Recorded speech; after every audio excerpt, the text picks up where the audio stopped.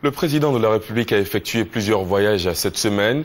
Il était au Bénin, au Togo, au Niger et enfin au Burkina Faso. Au cours de ces différents déplacements, le chef de l'État a rencontré les Ivoiriens vivant dans ces pays. Il les a invités à retourner au pays. Viviane Aïmé. Même si on ne le perçoit pas toujours quand on est ici en Côte d'Ivoire, c'est quand on se trouve à l'extérieur que l'on mesure à quel point la mère patrie s'est vidée de ses fils et de ses filles. Au fur et à mesure des difficultés économiques du pays et des crises sociopolitiques successives, ce sont des milliers et des milliers d'Ivoiriens et d'Ivoiriennes qui sont partis vers ailleurs. Dans la sous-région ouest africaine, rien qu'au Ghana seul, on compte 19 000 réfugiés ivoiriens. Au Mali également, ce sont des milliers d'Ivoiriens qui ont trouvé asile. Pareil au Burkina Faso, au Libéria, en Guinée, etc. Le président Alassane Ouattara, installé officiellement dans ses fonctions de président de la République démocratiquement élu depuis 7 mois, s'emploie depuis à freiner cet exode. Par un discours apaisé au plan intérieur, une politique de création de richesses et des rencontres lors de ces déplacements avec ces Ivoiriens expatriés. Au Ghana comme au Mali, le président de la République est allé à leur rencontre et les a invités à rentrer au pays.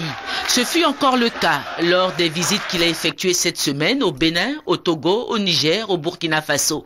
Le président de la République a encore rencontré ses compatriotes vivant dans ces différents pays. Au Niger, c'est une communauté ivoirienne forte de 450 personnes, composée essentiellement d'étudiants inscrits dans les universités islamiques, d'opérateurs économiques et de familles installées depuis longtemps dans ce pays.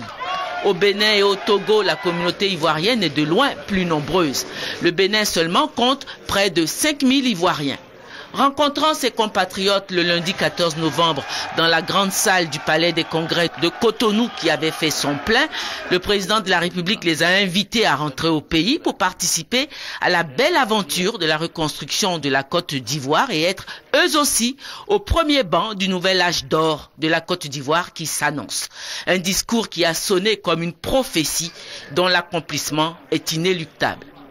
Nous avons du travail pour vous. La Côte d'Ivoire sera parmi l'une des économies qui aura la plus forte croissance en 2012.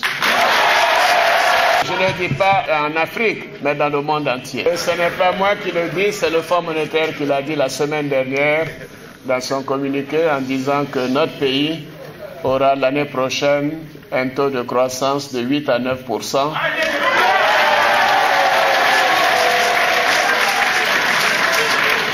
Alors, moi, j'ai dit au gouvernement que cela ne me suffit pas. C'est un taux de croissance à 2 chiffres. Donc, que je vous demande. Oui, je rêve d'une Côte d'Ivoire comme les États-Unis d'Amérique.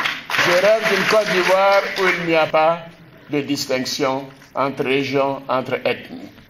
Je rêve d'une Côte d'Ivoire où il n'y aura pas de discrimination entre les enfants des pauvres et des riches. Et c'est pour cela que nous sommes en train d'entreprendre tous ces investissements. Donc je terminerai, chers frères et sœurs, en vous disant que c'est vrai, le pays vous attend.